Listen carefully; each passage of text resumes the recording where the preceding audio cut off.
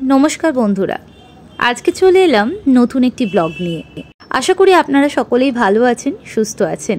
আজ অনেক দিন পর ব্লগ নিয়ে এলাম, কিন্তু ব্লগটি হতে চলেছে মনোমুগ্ধকর। বাইরে যে পরিমাণে গরম পড়েছে, তাপমাত্রা ৪৫ ছুঁই ছুঁই। চলুন আমাদের সাথে আপনারাও ঘুরে আসবেন কালিম্পংয়ের একটি ছোট্ট পাহাড়ি জনপদ লাভায়। লাভা শিলিগুড়ি থেকে ১০৭ কিলোমিটার দূরে এবং কালিম্পং থেকে ৩৩ কিলোমিটার দূরে অবস্থিত পাহাড়ি জনপদ। এই ছোট্ট শহরটি পাইন বন দ্বারা বেষ্টিত এবং প্রায় কুয়াশা এবং মেঘে আচ্ছন্ন থাকে। শিলিগুড়ি থেকে বাসে করে বা ক্যাব বা ট্যাক্সি বুক করেও আপনারা পৌঁছে যেতে পারেন লাভা শহরে। পৌঁছতে সময় লাগবে ৩ থেকে ৪ ঘন্টা। এই শহরে ভ্রমণের সেরা মরশুম হলো গ্রীষ্মকাল, যা মার্চ থেকে জুন পর্যন্ত। এরপর আপনি যদি তুষারপাতের শৌখিন হন তবে শীতের মরশুম অর্থাৎ সেপ্টেম্বর থেকে ফেব্রুয়ারি মাস এই শহরটি দেখার জন্য আদর্শ মরশুম। গ্রীষ্মকালে শহরের আবহাওয়া মনোরম থাকে এবং বিভিন্ন উদ্ভিদ ও প্রাণী ফুলে ফুলে ভরে থাকে, কিন্তু শীতকালেও এই শহর সমান লোভনীয়। চলুন আপনাদেরকে ঘুরে দেখাই লাভা শহর, আর তার সাথে আমরা দেখে নেব এখানকার main attraction Kagyu Thekchen Ling monastery, যা লাভা মনাস্ট্রি নামেও পরিচিত।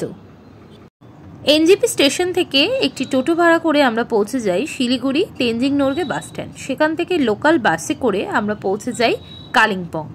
কালিম্পং থেকে একটি প্রাইভেট ক্যাব বুক করে আমরা পৌঁছে যাই লাভা। এখন আমি যেখানে আছি সেটি লাভা বাজারে যে ক্লক টাওয়ারটি আছে তার উল্টো দিকে একটি মন্দিরে। সেখান থেকে দেখুন খুব দারুণ একটা ভিউ পাওয়া যাচ্ছে লাভার। লাভা শহরটি 2350 মিটার উচ্চতায় অবস্থিত। আর এগুলো হচ্ছে ফরেস্ট ডিপার্টমেন্টের সব কটেজ, এগুলো আপনারা কলকাতা থেকে বুক করতে পারেন ডিরেক্ট, ঠিক আছে। আর ওখানে আছে রিসেপশন অফিস। আপনারা যদি একদম জঙ্গলের মাঝে পাইন বনের মাঝে থাকতে চান তাহলে এই কটেজগুলোতে আপনারা থাকতে পারেন। অসাধারণ লাগছে। আর ওই যে আসছে কুহু কুহুর বাবা, হ্যালো। দেখুন এরকম জায়গায় থাকতে কে না চাইবে বলুন। শুধু পাইন জঙ্গল, শুধু পাইন জঙ্গল, মানে মাথা ঘোরানো পাইন জঙ্গল। দেখুন খালি পাইন জঙ্গলের একদম পাশ দিয়ে আমরা হাঁটছি, হেঁটে হেঁটে যাচ্ছি। লাভা টুরিস্ট বাংলোর পথ দিয়ে হাঁটতে হাঁটতে আমরা চলে এসেছি লাভা ভিউ পয়েন্ট। এখানে আই লাভ লাভা লেখা একটি ভিউ পয়েন্ট আছে। ওটাই হচ্ছে অ্যাকচুয়াল লাভা শহর। আর এটা হচ্ছে রোড, যে রোডটা দিয়ে আমরা আসছি কালিম্পং হয়ে। ওই দিকটা থেকে আমরা কালিম্পং হয়ে আসছি। এখান দিয়ে ঘুরে আমরা নামবো, নেমে এই রোডটা দিয়ে পৌঁছে যাব লাভা মনাস্ট্রি। ভিউ পয়েন্ট তো ঘোরা হলো, চলুন এবার আমাদের হোটেল ট্যুরটা দিয়ে দিই।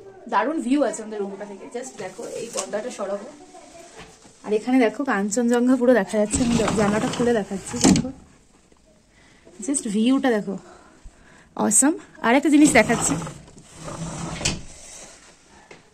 আমাদের ব্যালকনিটায় চলে এসো, দেখো অসাধারণ। জাস্ট দেখো,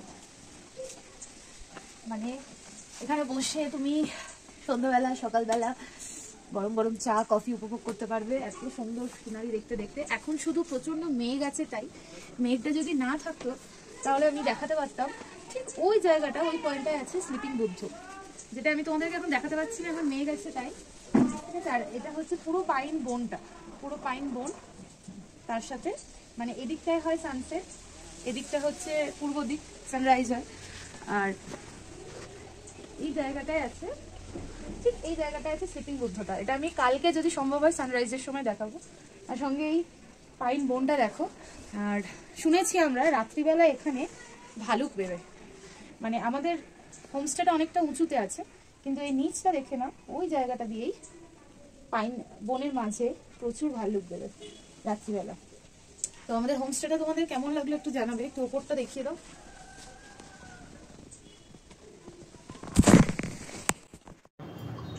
ছোটবেলায় স্বপ্ন দেখতাম পাহাড়ের দেশে গিয়ে মেঘের মাঝখান দিয়ে ছুটে বেড়াবো। লাভা শহরে এলে আপনি ঠিক সেই ফিলটাই নিতে পারবেন। দেখুন আমাদের সামনে যে মেঘের চাদর উড়ে যাচ্ছে সেটি কিন্তু একদম হাতের নাগালে। আর এই পাইন বন পুরো লাভা শহরটিকে ঘিরে রেখেছে এই পাইন ফরেস্ট।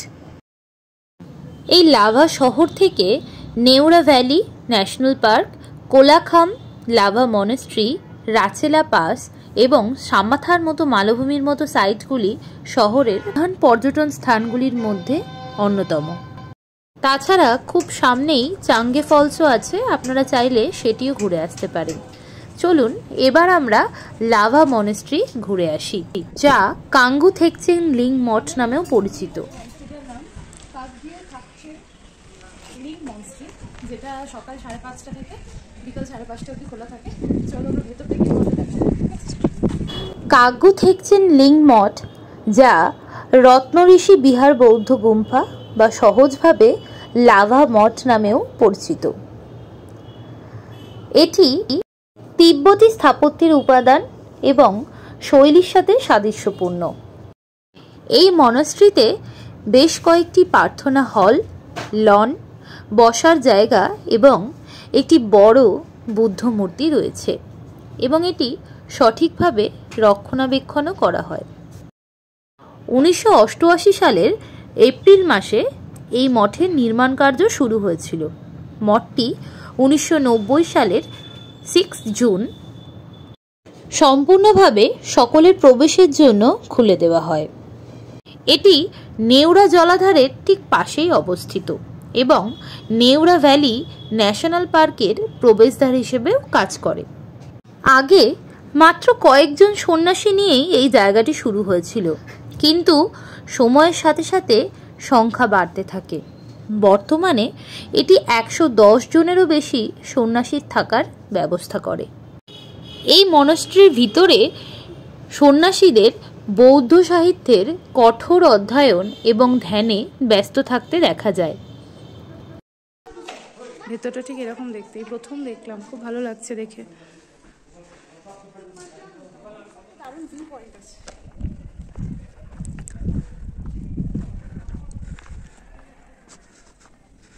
অসাধারণ জায়গা, জাস্ট জায়গাটা দেখো, মুগ্ধ হয়ে যাওয়ার মতো। আর এদিকে কিন্তু সব কানেক্টেড, এগুলো সবই মনাস্ট্রি, যারা সব এই ছোটো বৌদ্ধ যারা থাকে ছোটোবেলা থেকে তাদের আছে।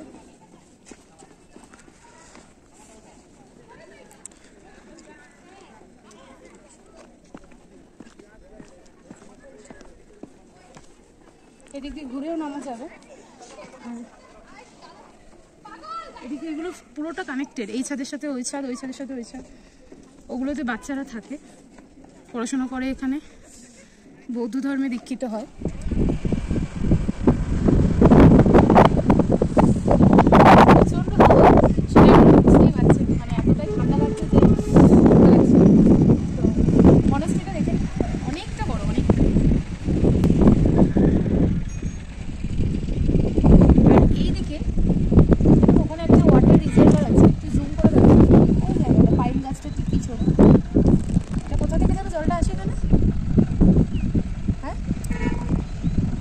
এখান থেকে যায়, এখানে এসে রিজার্ভ হয় এবং এখান থেকে গোটা কালিম্পং, লাভা এইসব জায়গায় ফিল্টার হয়ে জলটা তারপর ডিস্ট্রিবিউট হয়।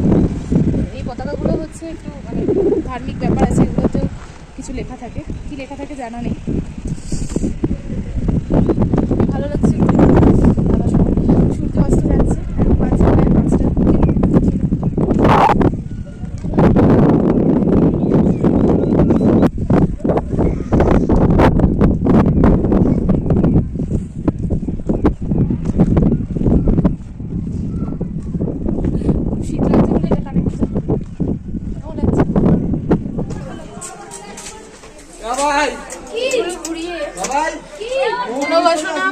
মনোবাসনা বললে নাকি এখানে পূর্ণ হয়,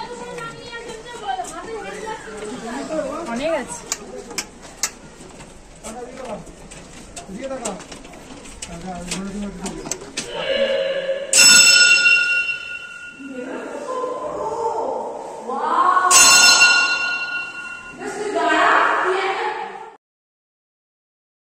খুবই ভালো লাগছে, লাভা শহরটাকে আমরা একটা অন্যরকম ভাবে দেখলাম।